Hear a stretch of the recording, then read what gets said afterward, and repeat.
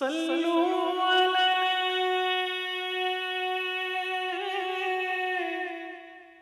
وآلہ۔ بسم اللہ الرحمن الرحیم۔ محترم ناظرین، ذرا تصور کیجئے رات کی تاریکی میں ایک تنگ پہاڑی گھاٹی سے بچوں کے رونے کی آوازیں آ رہی ہیں۔ ماؤں کے پاس انہیں کھلانے کے لیے کچھ نہیں، بازار قریب ہیں، غلے کے تھیلے موجود ہیں اور مکہ کے صاحب ثروت لوگ اپنے گھروں میں کھانا کھا رہے ہیں، مگر اس گھاٹی میں معذور خاندانوں کے لیے ایک مٹھی اناج پہنچانا بھی جرم بنا دیا گیا ہے۔ قریش نے اعلان کر دیا ہے کہ جو شخص بنو ہاشم اور بنو مطلب کے ہاتھ کوئی چیز فروخت کرے گا وہ ان کے فیصلے کی خلاف ورزی کرے گا، نہ ان سے خرید و فروخت ہوگی، نہ ان کے ساتھ شادی بیاہ کا تعلق رکھا جائے گا اور نہ انہیں معاشرے میں سکون سے رہنے دیا جائے گا۔ ان کا صرف ایک مطالبہ تھا، محمد صلی اللہ علیہ وسلم کو ہمارے حوالے کر دیا جائے۔ لیکن اس تنگ گھاٹی میں بھوک، تنہائی اور مسلسل خطرے کے باوجود ایک آواز پوری قوت کے ساتھ بلند ہو رہی تھی، رسول اللہ صلی اللہ علیہ وآلہ وسلم کو ہرگز دشمنوں کے حوالے نہیں کیا جائے گا۔ یہ شاب ابی طالب کا محاصرہ تھا، ایک ایسا ظالمانہ معاشرتی اور معاشی مقاطعہ جو چند دن، چند ہفتے نہیں، تقریباً 3 سال جاری رہا۔ گزشتہ قسط میں ہم نے حضرت حمزہ اور حضرت عمر رضی اللہ عنہما کے قبول اسلام کا ذکر کیا تھا۔ ان دونوں طاقتور شخصیات کے اسلام قبول کرنے سے مسلمانوں کے حوصلے بلند ہوئے۔ دوسری طرف حبشہ کی طرف ہجرت کرنے والے مسلمانوں کو نجاشی کی حفاظت حاصل ہو گئی تھی اور قریش کا وفد انہیں واپس لانے میں ناکام رہا تھا۔ رسول اللہ صلی اللہ علیہ وآلہ وسلم کی دعوت مسلسل پھیل رہی تھی۔ قریش نے دھمکیاں دی، کمزور مسلمانوں کو اذیتیں پہنچائیں، قرآن کریم کے خلاف پروپیگنڈا کیا اور ابو طالب پر دباؤ ڈالا، لیکن کوئی تدبیر دعوت اسلام کا راستہ نہ روک سکی۔ قریش اچھی طرح جانتے تھے کہ رسول اللہ صلی اللہ علیہ وآلہ وسلم کو براہ راست قتل کرنے کی کوشش پورے مکہ کو ایک خطرناک قبائلی جنگ میں جھونک سکتی ہے۔ بنو ہاشم اور بنو مطلب کے لوگ، خواہ ان میں سے سب مسلمان نہیں ہوئے تھے، خاندانی ذمہ داری کے تحت رسول اللہ صلی اللہ علیہ وآلہ وسلم کی حفاظت پر متفق تھے۔ ان میں سے کچھ لوگ ایمان کی وجہ سے آپ صلی اللہ علیہ وآلہ وسلم کے ساتھ تھے اور کچھ خاندانی اہمیت کی وجہ سے، لیکن کسی صورت آپ صلی اللہ علیہ وآلہ وسلم کو دشمنوں کے حوالے کرنے کے لیے تیار نہیں تھے۔ ابو طالب اس خاندانی تحفظ کے سب سے بڑے ستون تھے۔ قریش بار بار ان کے پاس آئے، کبھی دھمکی دی، کبھی لالچ دیا اور کبھی سمجھوتے کی پیشکش کی، مگر ابو طالب اپنے بھتیجے کی حفاظت سے پیچھے نہیں ہٹے۔ قریش نے محسوس کیا کہ جب تک بنو ہاشم اور بنو مطلب رسول صلی اللہ علیہ وآلہ وسلم کے گرد حفاظتی دیوار بنے ہوئے ہیں، وہ اپنے مقصد میں کامیاب نہیں ہو سکتے۔ چنانچہ انہوں نے ایک نئی اور نہایت سخت حکمت عملی اختیار کرنے کا فیصلہ کیا۔ قریش اور بنو کنانہ کے سردار ایک مقام پر جمع ہوئے۔ انہوں نے باہمی عہد کیا کہ بنو ہاشم اور بنو مطلب کے ساتھ مکمل معاشرتی اور معاشی مقاطعہ کیا جائے گا، یہاں تک کہ وہ رسول صلی اللہ علیہ وسلم کو قتل کرنے کے لیے ان کے حوالے کر دیں۔ اس واقعے کی اصل صحیح احادیث سے بھی ثابت ہے۔ رسول اللہ صلی اللہ علیہ وسلم نے بعد کے زمانے میں اس مقام کا ذکر کرتے ہوئے فرمایا، انشاءاللہ کل ہمارا قیام بنو کنانہ کی اس گھاٹی میں ہوگا جہاں انہوں نے کفر پر باہمی عہد کیا تھا۔ قریش نے اپنے ظالمانہ فیصلے کو صرف زبانی اعلان تک محدود نہیں رکھا، اسے باقاعدہ تحریری معاہدے کی شکل دی گئی۔ اس معاہدے کے مطابق قریش کا کوئی خاندان بنو ہاشم اور بنو مطلب میں شادی نہیں کرے گا، کوئی شخص ان سے سامان نہیں خریدے گا اور انہیں کوئی چیز فروخت نہیں کرے گا۔ ان کے ساتھ میل جول، تعاون اور معمول کے معاشرتی تعلقات ختم کر دیے جائیں گے۔ یہ مقاطعہ اس وقت تک جاری رہے گا جب تک وہ رسول اللہ صلی اللہ علیہ وسلم کو قریش کے حوالے نہ کر دے۔ قریش نے اس صحیفے کو خانہ کعبہ کے اندر لٹکا دیا تاکہ پورے مکہ کے سامنے ایک مضبوط اور ناقابل تنسیخ عہد کی حیثیت حاصل ہو جائے۔ یہ خانہ کعبہ کی حرمت کا نہایت ظالمانہ استعمال تھا۔ وہ مقدس گھر جو پوری انسانیت کے لیے توحید اور امن کی علامت بنایا گیا تھا، اسی کے اندر ایک ایسے معاہدے کو لٹکایا گیا جس کا مقصد ایک بے گناہ رسول صلی اللہ علیہ وآلہ وسلم کو قتل کے لیے حاصل کرنا اور پورے خاندان کو بھوک و تنہائی میں مبتلا کرنا تھا۔ جب یہ معاہدہ نافذ ہوا تو بنو ہاشم اور بنو مطلب ابو طالب کے ساتھ ایک پہاڑی گھاٹی میں جمع ہو گئے۔ یہ گھاٹی شعب ابی طالب کے نام سے مشہور ہوئی۔ عربی زبان میں پہاڑوں کے درمیان واقع راستے یا گھاٹی کو شعب کہا جاتا ہے۔ یہ کوئی کشادہ اور آباد بستی نہیں تھی۔ وہاں رہائش، خوراک اور روز مرہ ضروریات کی وہ سہولتیں موجود نہیں تھیں جو مکہ کے گھروں میں میسر تھیں۔ رسول اللہ صلی اللہ علیہ وسلم، حضرت خدیجہ رضی اللہ عنہا اور بنو ہاشم و بنو مطلب کے افراد نے اس گھاٹی میں پناہ لی۔ ان خاندانوں میں مسلمان بھی تھے اور ایسے لوگ بھی جو ابھی اسلام قبول نہیں کر پائے تھے، مگر رسول اللہ صلی اللہ علیہ وآلہ وسلم کو دشمنوں کے حوالے کرنے کے لیے تیار نہیں تھے۔ بنو ہاشم میں سے ابو لہب نے اپنے خاندان کا ساتھ چھوڑ دیا اور قریش کے ساتھ جا کھڑا ہوا۔ خاندانی نسبت کے باوجود اس کی مخالفت اسلام نے اسے اپنے ہی خاندان کے خلاف ظالموں کا ساتھی بنا دیا۔ دوسری طرف ایسے لوگ بھی تھے جو بھی مسلمان نہیں ہوئے تھے، لیکن انہوں نے ظلم قریش کا ساتھ دینے کے بجائے اپنے خاندان اور رسول اللہ صلی اللہ علیہ وآلہ وسلم کی حفاظت کو ترجیح دی۔ یہ فرق بہت معنی خیز تھا۔ ایک شخص رسول صلی اللہ علیہ وآلہ وسلم کا چچا ہونے کے باوجود دشمنوں کے ساتھ کھڑا تھا، جبکہ دوسرے لوگ ایمان نہ لانے کے باوجود آپ صلی اللہ علیہ وآلہ وسلم کو قتل کے لیے حوالے کرنے پر آمادہ نہ تھے۔ مقاطعہ شروع ہوتے ہی شعب ابی طالب میں خوراک کی شدید قلت پیدا ہو گئی۔ مکہ کے تاجروں کو پابند کر دیا گیا تھا کہ وہ معصور خاندانوں کو کوئی چیز فروخت نہ کریں۔ جب بحر سے تجارتی قافلے مکہ آتے تو قریش کے بااثر لوگ سامان پہلے ہی خرید لیتے یا قیمتیں اتنی بڑھا دیتے کہ بنو ہاشم کے افراد کے لیے کچھ خریدنا ناممکن رہتا۔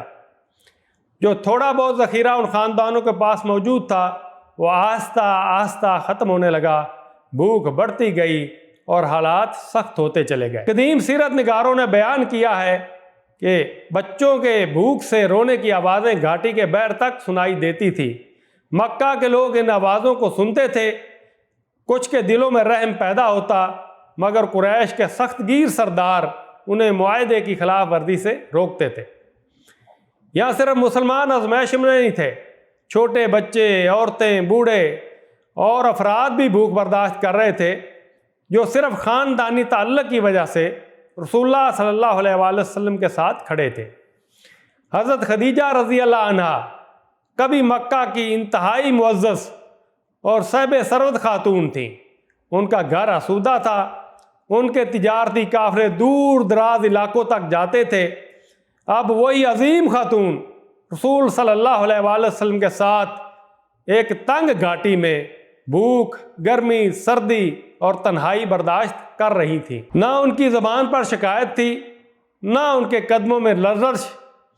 انہوں نے اپنی جوانی، اپنی محبت، اپنے وسائل اور اپنی پوری زندگی رسول اللہ صلی اللہ علیہ وآلہ وسلم کی رفاقت میں وقف کر دی تھی۔ پہلی وحی کے وقت انہوں نے آپ صلی اللہ علیہ وآلہ وسلم کو تسلی دی تھی، اور اب اس طویل محاصرے میں بھی وہ آپ صلی اللہ علیہ وآلہ وسلم کے ساتھ ثابت قدم کھڑی تھی۔ ابو طالب کی عمر بڑھ چکی تھی، لیکن رسول اللہ صلی اللہ علیہ وسلم کی حفاظت کے معاملے میں ان کی بیداری کم نہیں ہوئی تھی۔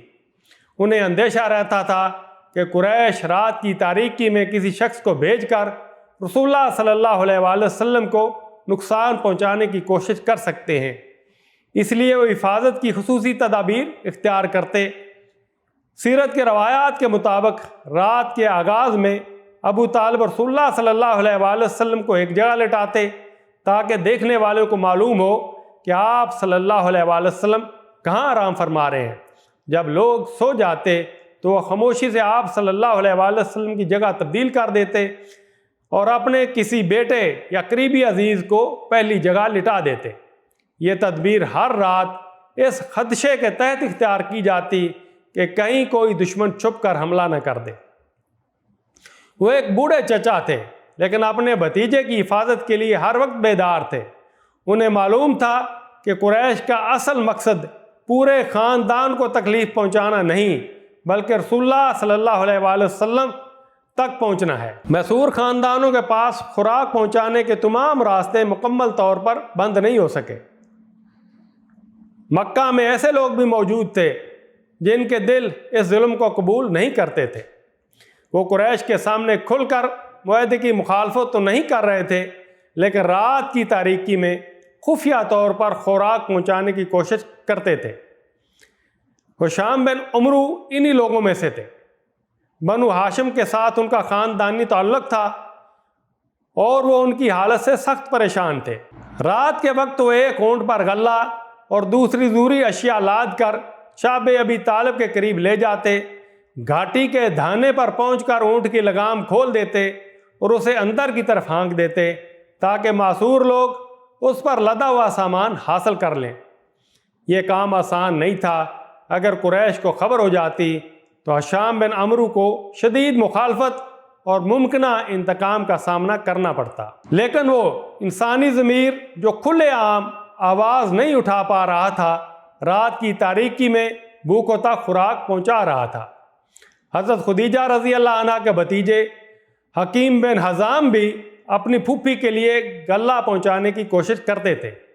ایک مرتبہ وہ اپنے ایک خادم کے ساتھ گندم لے کر شاب ابی طالب کی طرف جا رہے تھے کہ ابو جہل نے انہیں روک لیا۔ اس نے کہا، تم بنو ہاشم کے لیے خوراک لے کر جا رہے ہو، میں تمہیں یہاں سے آگے نہیں جانے دوں گا۔ وہاں ابو البختری بن ہشام آ گئے۔ انہوں نے ابو جہل سے کہا، یہ غلہ حکیم بن حزام کی پھوپھی کا ہے، انہیں اپنی پھوپھی تک ان کا سامان پہنچانے دو۔ ابو جہل نے پھر بھی راستہ نہ چھوڑا، بات بڑھی اور دونوں کے درمیان سخت جھگڑا ہو گیا۔ آخرکار ابو البختری نے ابو جہل کو پیچھے ہٹنے پر مجبور کر دیا اور حکیم بن حزام خوراک لے کر آگے بڑھ گئے۔ یہ واقعات بتاتے ہیں کہ قریش کے تمام لوگ اس ظلم پر یکساں طور پر راضی نہیں تھے۔ کچھ لوگ خاموش تھے، کچھ خفیہ طور پر مدد کر رہے تھے اور کچھ مناسب موقع کی تلاش میں تھے کہ اس ظالمانہ معاہدے کو ختم کیا جا سکے۔ لیکن اس وقت تک مقاطعہ اپنی پوری شدت کے ساتھ جاری تھا۔ دن گزرتے گئے، ہفتے مہینوں میں اور مہینے برسوں میں بدلتے گئے۔ بھوک، بیماری، گرمی، سردی اور سماجی تنہائی اس محاصرے کے مستقل ساتھی بن گئے۔ معذور خاندانوں کو یہ معلوم نہیں تھا کہ یہ آزمائش کب ختم ہوگی۔ قریش کو امید تھی کہ بھوک اور معاشرتی دباؤ بنو ہاشم کو توڑ دے گا۔ وہ اپنے بچوں کی حالت دیکھ کر رسول اللہ صلی اللہ علیہ وسلم کو ان کے حوالے کر دیں گے یا کم از کم آپ صلی اللہ علیہ وآلہ وسلم کو دعوت اسلام سے روکنے پر مجبور کر دیں گے۔ لیکن تقریباً 3 برس گزرنے کے باوجود قریش اپنے مقصد میں کامیاب نہ ہو سکے۔ بنو ہاشم اور بنو مطلب نے رسول صلی اللہ علیہ وآلہ وسلم کو دشمنوں کے حوالے نہیں کیا۔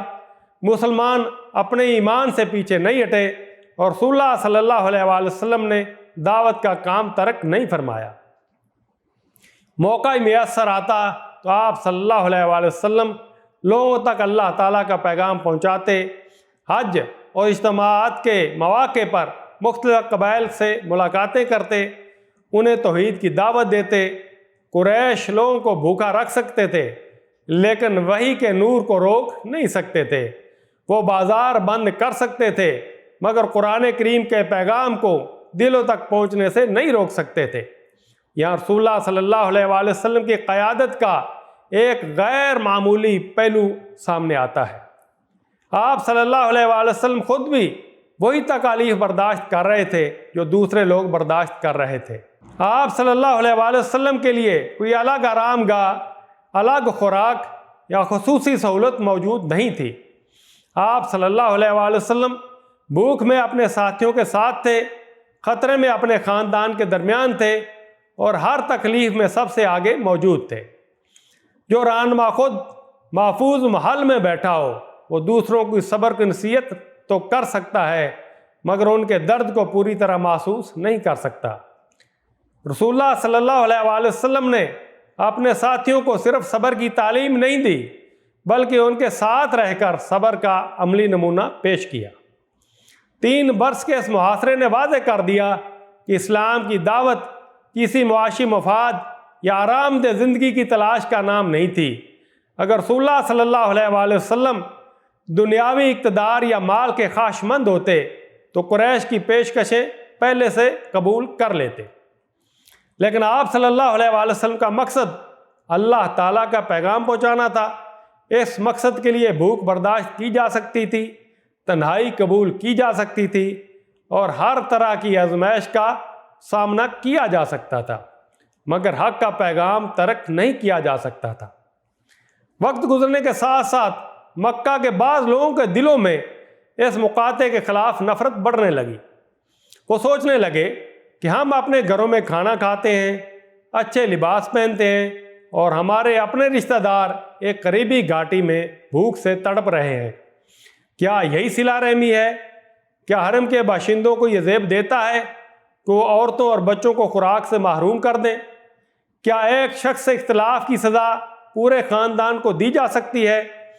ان سوالات نے رفتہ رفتہ خاموش ضمیروں کو بیدار کرنا شروع کر دیا۔ ہشام بن عمرو جو خفیہ طور پر معصور خاندانوں تک خوراک پہنچاتے رہے تھے، اب سمجھ چکے تھے کہ صرف چھپی ہوئی مدد کافی نہیں۔ اس ظالمانہ صحیفے کو ختم کرنے کے لیے قریش کے سامنے کھڑا ہونا ضروری تھا۔ وہ زہیر بن ابی امیہ کے پاس گئے۔ زہیر کی والدہ عاتکہ بن عبد المطلب تھیں، اس لیے بنو ہاشم ان کے ننیالی رشتہ دار تھے۔